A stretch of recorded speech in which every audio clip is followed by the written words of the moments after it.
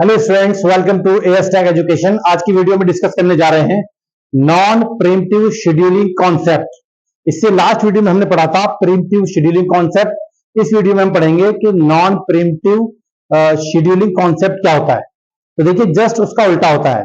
मतलब जो हमारा प्रीम्प्टिव था, प्रीम्प्टिव के अंदर हम क्या पढ़ रहे थे कि हम रनिंग स्टेट के अंदर किसी प्रोसेस को रन होते हुए हम इंटरप्ट कर सकते हैं, उसको प्रीम्प्ट कर सकते हैं, उसको रोक सकते हैं और उसकी जगह उसको हम वेटिंग स्टेट के अंदर भेज करके दूसरे प्रोसेस को उसके अंदर हम रन करा सकते थे। लेकिन ये जस्ट इसका अपोजिट है। इसको हम डायग्राम के माध्यम से समझने की कोशिश करेंगे। देखिएगा ध्यान से, हम एक प्रोसेस को उठा करके लेके आए कहां से, हार्ड डिस्क से, और हमने डाला उसको सीधा रैम के अंदर। यहां देखिएगा ध्यान से, यह न्यू प्रोसेस, आपका न्यू प्रोसेस और नया प्रोसेस है, सीधा गया कहां पर, हमारा रेडी क्यू के अंदर। और रेडी क्यू वहां पर है हमारी रैम के अंदर है। ये ध्यान रखेगा, हमारी जितनी भी क्यूज हैं वो सारी की सारी क्यूज हमारी रैम के पास ही होती हैं। ये हमारा रेडी क्यू है, इसके अंदर देखिए प्रोसेस 1, प्रोसेस 2, प्रोसेस 3। मान लीजिएगा ये जो डॉट मैंने लगाए हुए हैं, ये प्रोसेस 1 है, 2 है, 3 है। इसके अंदर प्रोसेस आया, एक प्रोसेस आया, दूसरा प्रोसेस आया, तीसरा आया, चौथा आया, पांचवा आया, जितने भी आप चाहे ला सकते हैं। अब इसके अंदर क्या होगा, इसके अंदर ध्यान से देखिएगा, इसके अंदर यहां से जब रेडी क्यू के अंदर आएगा तो प्रोसेस को रन करने के लिए हमको कौन सी क्यू की रिक्वायरमेंट होती है, हमको जरूरत पड़ती है रनिंग क्यू की। हमने एक प्रोसेस को मान लीजिएगा रनिंग क्यू के अंदर भेज दिया। अब रनिंग के पीरियड के अंदर जब वो प्रोग्राम रन हो रहा है, या मान लीजिएगा वो प्रोसेस रन हो रहा है, तो उसको रिक्वायरमेंट आ जाती है, मान लीजिएगा इनपुट आउटपुट की। ठीक है, मान लो उसको इनपुट आउटपुट रिक्वायरमेंट पड़ जाती है। तो नॉन प्रिमिटिव के अंदर क्या बेसिकली कॉन्सेप्ट है, तो हम उस प्रोसेस को यहां से उठा करके इनपुट आउटपुट रिक्वायरमेंट उसकी पूरी करेंगे। जो भी उसको रिक्वायरमेंट होगी, वो स्कैनर की रिक्वायरमेंट हो, प्रिंटर की रिक्वायरमेंट हो, या इनपुट आउटपुट बॉन्ड की रिक्वायरमेंट हो, या ब्लॉक्ड जो हमारे रिसोर्सेज हैं उसकी रिक्वायरमेंट हो, कुछ भी हो सकती है। तो जब तक उसको हमने भेज दिया कहां पर, वेटिंग के अंदर, तो वेटिंग क्यू के अंदर वो वेट करता रहेगा, यानी उसकी रिक्वायरमेंट को पूरा करता रहेगा। जब तक उसकी रिक्वायरमेंट पूरी नहीं होगी, वेटिंग क्यू के अंदर वो रहेगा। जैसे ही उसकी रिक्वायरमेंट पूरी हो जाती है, रिक्वायरमेंट पूरी होने के बाद प्रिमिटिव के अंदर वो कहां जा रहा था, रेडी क्यू के अंदर बैक साइड में, यानी टेल पे जाकर के वो लग रहा था। लेकिन इसमें क्या होता है, जैसे उसकी रिक्वायरमेंट पूरी हो जाती है, वो डायरेक्टली जाता है कहां पर, सीधा हेड पर, रेडी क्यू में जाता है। और रेडी क्यू में भी हेड वाले स्थान पर, हेड वाली जगह पर जाता है। ध्यान से देखिएगा, हेड मतलब फ्रंट पर यहां पर आ जाता है। ये हेड मैंने इससे शो किया हुआ है, सीधा हेड पर जाएगा। डायरेक्टली हेड पर जाने के बाद में तो ये जो प्रोसेसेस होंगे 1, 2, 3, इनके आगे वो जाकर के लगेगा, इनके आगे जाके लगेगा। वो कहेगा अभी तो मेरा नंबर है भाई, मैं पहले कंप्लीट ही प्रोसेस होऊंगा, या पहले मैं रन होऊंगा। और उसके बाद में कंप्लीट प्रोसेस रन होगा रनिंग क्यू के अंदर, फिर दोबारा से रनिंग क्यू के अंदर जाएगा, और रनिंग क्यू के अंदर जाने के बाद में सीधा एग्जिट होगा। तब जाकर के वो हमारा प्रोसेस साइकिल कंप्लीट होता है।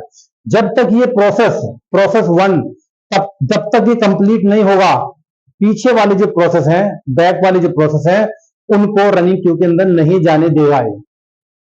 बात समझ आ रही स्टूडेंट्स?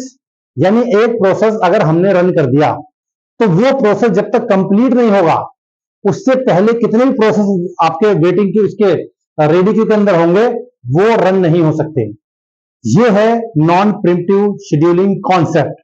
इसका नुकसान क्या है, इसका नुकसान ये है, मान लीजिएगा वो हाई प्रोसेस है, मतलब हाई प्रायोरिटी का प्रोसेस है, तो वो काफी टाइम ले सकता है, रन होने में टाइम ले सकता है, और ये इनको बेचारों को वेट करना पड़ जाता है। यानी मान लीजिएगा तो वेट ही करते रहेंगे। दूसरा हायर प्रोसेस आ गया, वो फिर रन होगा। तीसरा हायर आ गया, रन हो गया।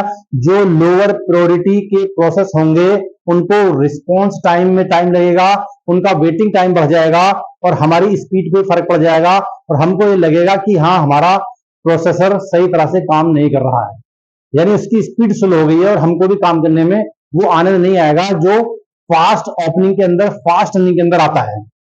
तो स्टूडेंट्स, उम्मीद करता हूं कि नॉन प्रिमिटिव शेड्यूलिंग कॉन्सेप्ट आपकी समझ में आ गया होगा।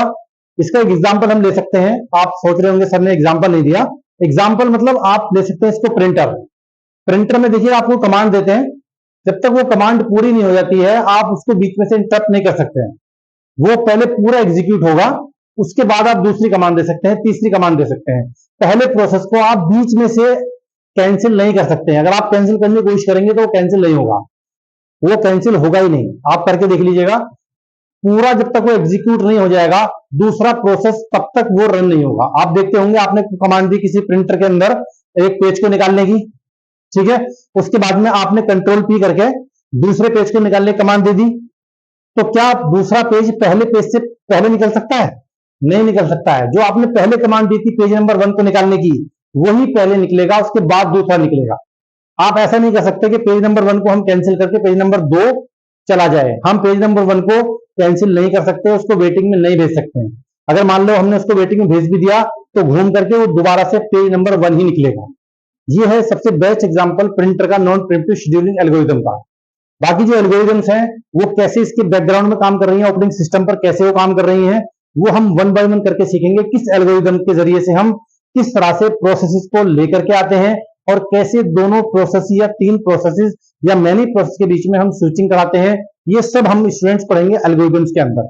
अभी हमें ये जानना जरूरी है कि बेसिक कॉन्सेप्ट क्या होता है। आपसे ये इंटरव्यू के अंदर भी कोई पूछ सकता है, आपसे वाइवा के अंदर पूछ सकता है, या 1-2 नंबर में आपके एग्जाम वगैरह में जा सकता है कि difference between primitive and non primitive scheduling algorithms.